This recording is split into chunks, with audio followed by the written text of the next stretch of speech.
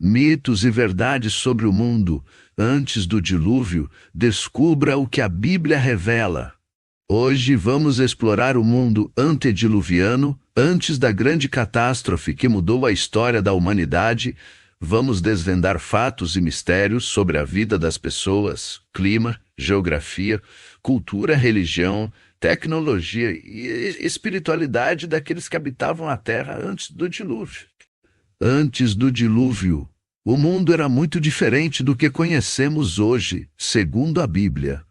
Os patriarcas que viveram nesse período desfrutaram de longevidade incomum, com idades entre centenas e quase uns 0 anos. Adão, o primeiro homem, viveu 930 anos. Sete, filho de Adão, viveu 912 anos. Matusalém, avô de Noé, viveu 969 anos, sendo o homem mais velho mencionado na Bíblia. E Noé, o protagonista do dilúvio, viveu 950 anos. A explicação para essa longevidade está relacionada ao ambiente favorável da Terra.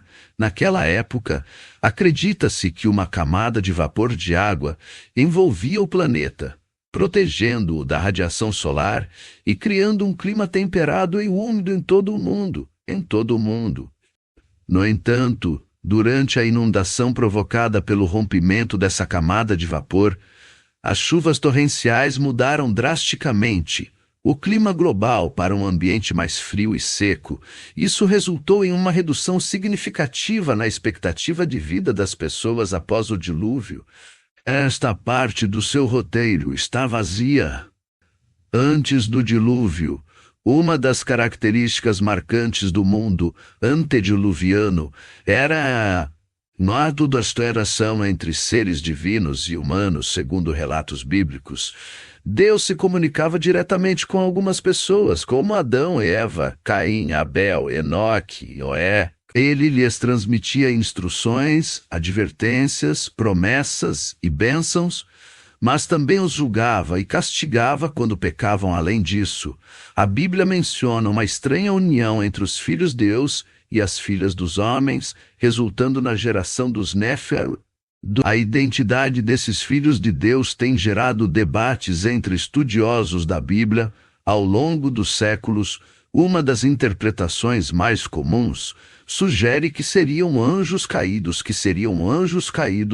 se rebelaram contra Deus e desceram à terra para se relacionar com mulheres humanas. Essa união proibida gerou os Nefilins, seres híbridos com características tanto humanas quanto angelicais, conhecidos por sua força, estatura e maldade. Os Nefilins teriam contribuído para a corrupção e violência crescente na terra antediluviana. Esse contexto de interação entre o divino e o humano foi um dos fatores que levaram ao juízo de Deus sobre a humanidade através do dilúvio. Antes da criação da terra, a Bíblia relata que existia Deus em sua majestade, acompanhado por seu Filho Jesus, e os anjos, seres espirituais que o adoravam e serviam. Entre os anjos, havia um que se destacava por sua beleza, inteligência e poder: Lúcifer, cujo nome significa estrela da manhã.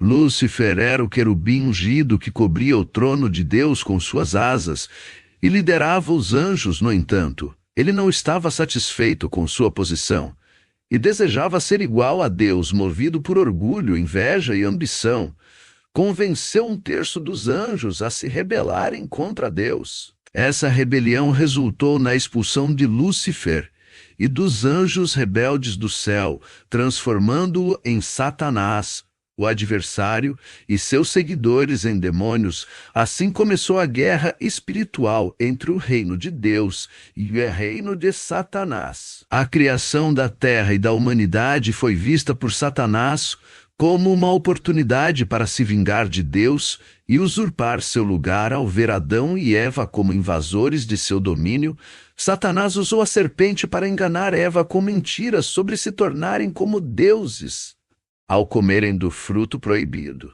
Esse ato desencadeou a queda da humanidade, resultando na perda da comunhão com Deus.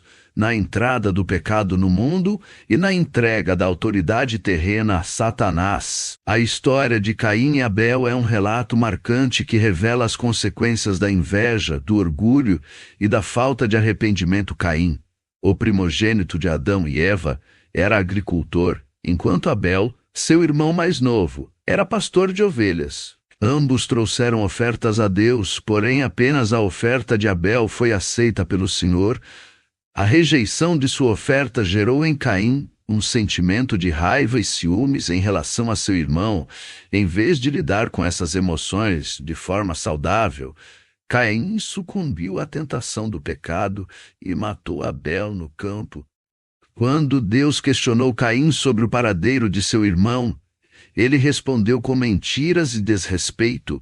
O Senhor então amaldiçoou Caim e o condenou a vagar como fugitivo na terra. Apesar desse ato terrível, Deus marcou Caim para protegê-lo da vingança dos outros e lhe concedeu uma chance de arrependimento. A história de Caim e Abel nos alerta sobre as consequências devastadoras do pecado não confessado e da falta de perdão.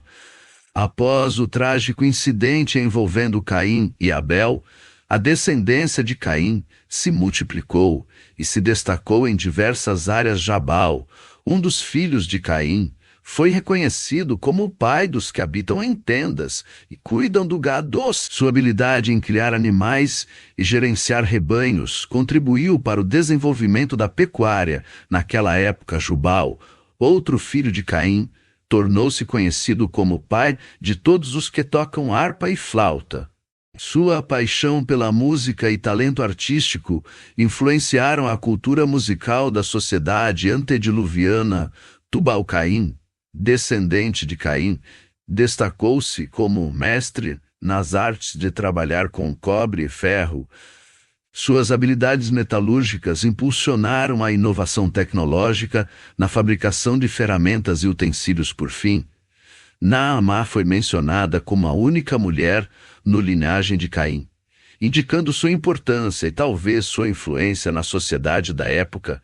Esses relatos revelam não apenas a diversidade de talentos e habilidades presentes na civilização pré-diluviana, mas também apontam para um período de progresso e desenvolvimento em meio às sombras do pecado. Lameque, descendente de Caim, é um dos personagens mais controversos do período antediluviano, além de ser o primeiro polígamo mencionado na Bíblia. Lameque também se destaca por seu envolvimento em atos violentos e cruéis, segundo as Escrituras. Lameque teve duas esposas, Ada e Zilá. Em um momento de ira e vingança, ele confessou ter matado um homem por tê-lo ferido e um jovem por tê-lo insultado, em uma declaração arrogante às suas esposas. Lameque justificou seus crimes afirmando que sua vingança seria 7 vezes pior do que a de Caim. Esses atos demonstram a crescente corrupção moral e espiritual da humanidade antes do dilúvio, onde a violência e a injustiça se tornaram comuns. A história de Lameque serve como um aviso sobre as consequências devastadoras da raiva descontrolada e do desejo de vingança. Enoque foi um homem justo e temente a Deus, conhecido por sua comunhão íntima com o Criador. Ele caminhava em constante comunhão com Deus, refletindo seus valores e princípios em meio a uma geração marcada pela perversidade e corrupção. A Bíblia relata que Enoque profetizou sobre o julgamento divino que viria sobre os ímpios e desagradáveis, testemunhando sua fidelidade ao Senhor em um ato de extraordinária fé. Enoque foi arrebatado por Deus e não experimentou a morte física, sendo levado diretamente. Sua vida exemplar e seu testemunho de retidão diante de um mundo caído tornaram-no um símbolo de esperança e inspiração para aqueles que buscam uma vida dedicada a Deus. A maldade crescente na terra antes do dilúvio atingiu níveis alarmantes, segundo relatos bíblicos. A corrupção e a violência se espalharam de forma desenfreada, transformando as famílias em campos de batalha e os vizinhos em inimigos. Os corações dos homens estavam continuamente inclinados para o mal, resultando em uma sociedade dominada pela cobiça, maldade e traição. Deus observou que a imaginação dos pensamentos humanos era constantemente má. Diante desse cenário de decadência moral e espiritual, ele decidiu que era hora de intervir. O Senhor viu que a maldade havia se multiplicado na terra e que toda a carne havia corrompido seu caminho, movido por sua justiça e santidade. Deus sentiu pesar em seu coração por ter criado o homem. Assim, ele determinou enviar o dilúvio para purificar a terra do pecado e da impiedade que haviam contaminado. A decisão divina de destruir toda a carne pelas águas do dilúvio foi um ato de juízo contra a rebelião e desobediência da humanidade. Nesse contexto sombrio, Noé se destacou como um homem justo e reto diante de Deus, encontrando graça aos olhos do Senhor em meio à geração corrupta. A história do dilúvio é um lembrete poderoso do juízo divino sobre o pecado e da importância da justiça e retidão perante Deus. Após a construção da arca, Noé e sua família aguardaram o cumprimento das promessas de Deus. Enquanto o dilúvio devastava a terra, eles permaneceram seguros dentro da arca, confiando na providência divina. Durante os 40 dias e 40 noites de chuva incessante, ouviam o rugido dos trovões e o estrondo das águas que cobriam tudo lá fora. O barulho constante era um lembrete do juízo iminente sobre a humanidade pecadora. No entanto, a arca permanecia firme e flutuava sobre as águas, protegendo seus ocupantes do caos que reinava do lado de fora. Noé e sua família cuidavam dos animais a bordo, garantindo que tivessem alimento e cuidados durante todo o período de confinamento. A fé de Noé se fortalecia a cada dia, pois ele sabia que Deus estava no controle de todas as coisas. Após 150 dias de isolamento na arca, as águas começaram a retroceder gradualmente, revelando os cumes das montanhas e indicando o fim do dilúvio. Quando finalmente pisaram em terra firme novamente, Noé construiu um altar ao Senhor para expressar sua gratidão pela salvação concedida ali. Ofereceu sacrifícios em adoração a Deus, reconhecendo sua fidelidade e misericórdia. O Senhor contemplou aquele gesto de adoração com benevolência e renovou suas promessas a Noé e sua descendência. Assim, encerra-se o relato do dilúvio como um marco na história da redenção divina. Se você gostou desse vídeo e deseja mais conteúdo como esse, inscreva-se no canal, ative o sininho para receber notificações e compartilhe com seus amigos. A história do dilúvio é um lembrete do cuidado de Deus com sua criação. O arco-íris simboliza sua promessa de nunca mais destruir a terra com água. Obrigado por assistir. Que Deus te abençoe!